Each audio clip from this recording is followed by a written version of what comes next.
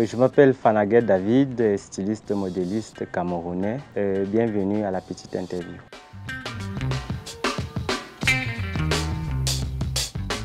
Alors David, vous êtes styliste, modéliste, autodidacte.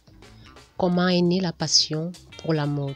Déjà la mode, à la base, c'est pas une école que j'ai suivie. C'est un don de Dieu, comme on dit souvent. Beaucoup d'enfants naissent avec des talents et j'ai été l'un des enfants là. Vous êtes originaire du Septentrion, vous êtes né là-bas. Comment est-ce que un gars qui est né dans le Septentrion, avec la culture du Septentrion, a réussi à s'adapter à la mode moderne? Beaucoup de créativité, tout m'inspire tout le temps. Et je n'ai pas toujours grandi à l'extrême nord parce que les parents étaient toujours en déplacement avec les affectations. Ce qui fait que j'ai fait une bonne partie de ma vie à l'est du Cameroun. Je ne sais pas comment expliquer ça, mais c'est naturel en fait. Autour de moi, tout ce qui m'entoure m'inspire beaucoup.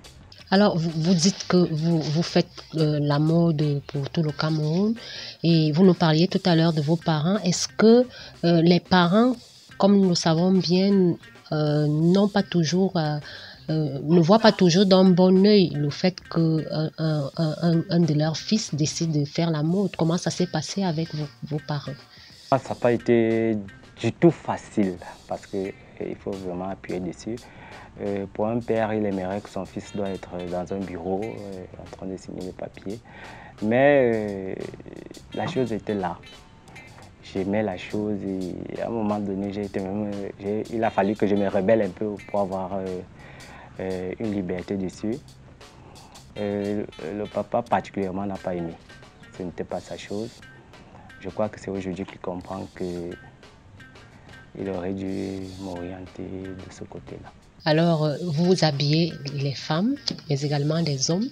David lui-même, c'est un modèle. J'habille tout le monde, oui, femmes, hommes et toutes les tailles. Alors, parlez-nous un peu de votre tunique que vous portez là, comment on l'appelle?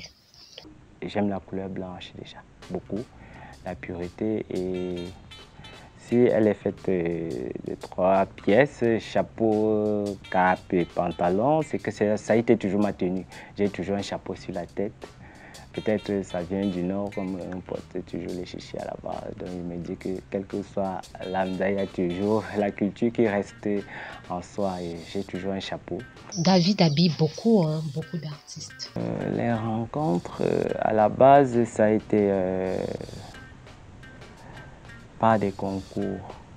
Oui, il y a des artistes qui ont eu à faire des petits concours que bon, le meilleur habilleur aura tel prix. Et à la base, c'était ça.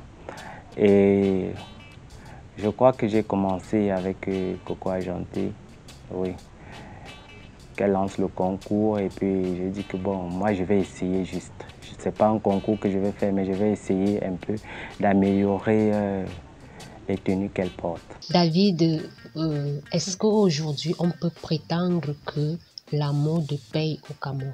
On ne peut pas dire que l'homme ne vit pas de son travail, mais ce n'est pas autant qu'à l'extérieur, quand on voit un styliste européen, on est toujours en train de voir c'est une grande personne, il a ça. Mais ce n'est pas ce que nous on vit ici sur place. Nous avons remarqué que David ne fait pas seulement des collections très habillées, vous faites aussi des collections osées. Oui, beaucoup de clientes aiment ce genre de tenue. En fait, c'est pour des cérémonies. Je ne sais pas comment expliquer ça, mais c'est pour l'occasion, par exemple, comme la Saint-Valentin, une femme a besoin de ça peut-être pour séduire son mari. Je ne sais pas trop, mais elles aiment bien ça. Et je crois que c'est même la tenue que dès qu'une femme entre ici, elle dit waouh. Ah bon, nous avons fait le tour, hein, David. Nous aimerions savoir c'est quoi être un styliste modéliste. Styliste modéliste, moi, je me dis que c'est celui qui peut dessiner et créer des vêtements, des tenues qui n'existent pas, de faire son modèle à lui, qui ne copie nulle part. Et je crois qu'il a réalisé. David, vous n'avez pas été formé dans une école régulière de styliste, mais est-ce que vous pensez que vous pouvez être un modèle formateur pour les jeunes? Déjà, oui, parce que j'avais à l'Est là-bas une petite école pour des démunis qui n'ont pas, des familles qui n'ont pas de moyens. J'avais recruté des femmes qui ne faisaient rien, que tu ne perds rien en venant apprendre quelque chose. Oui, c'est pas l'argent que je veux, mais que tu restes un jour, tu dis que non, je peux me débrouiller. Oui, et je crois que, je ne sais pas si je forme bien, mais elles ont trouvé leur compte. Aujourd'hui, chacun m'appelle, ouais, notre père, tu es en haut, notre père, on te voit élevé, notre père, on te voit partout.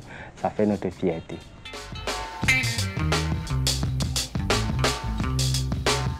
J'aimerais que chaque parent veille dessus et observe son enfant quand il veut faire quelque chose et l'encourager.